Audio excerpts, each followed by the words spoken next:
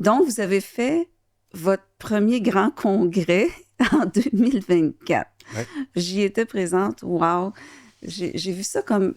Moi, je voyais comme un jet, là. Il était sur sa piste de décollage, là, puis là, il fallait qu'il prenne son envol. C'était toute une organisation. Tu sais, les sommets, c'est beaucoup d'organisation, mais le congrès, c'est comme Beaucoup majestueux. plus d'organisation, les congrès. Ouais. Fait que ça vous a propulsé.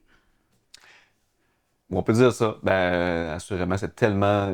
C'est l'énergie, hein. Je sais pas si Jean-Christophe partage l'idée, là, mais Uh-huh. c'est souvent ce qui nous reste, finalement, comme souvenir, où on a vu des gens, on a bien mangé, mais l'énergie, puis là, je veux pas aller dans l'ésotérisme de la chose, puis bon, tu sais, parce que c'est pas ce que est pour nous la santé intégrative, on se base sur des données probantes, c'est ce qu'on met Ouais. devant, mais si je me permets un peu d'ésotérisme, là, ben, je dirais que moi, il y a une énergie que je suis allé chercher dans cet événement-là qui était jamais vue, qui était jamais vue.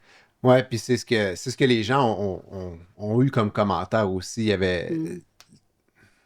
c'était inspirant. Les gens sont partis avec justement une énergie à créer la santé. Puis si je reviens souvent avec ça, on est dans un monde où on soigne, mais on ne crée pas la santé. Puis comme tu l'as vu avec Anne-Isabelle Dionne, c'est souvent les facteurs qui influencent un aspect, ben, ils vont aussi influencer toutes les autres. Donc, tu sais, si je parle d'un protocole pour améliorer les démences, ben, ça va aussi améliorer plein d'autres facteurs de santé si je vais chercher les bases puis je travaille de façon justement intégrative.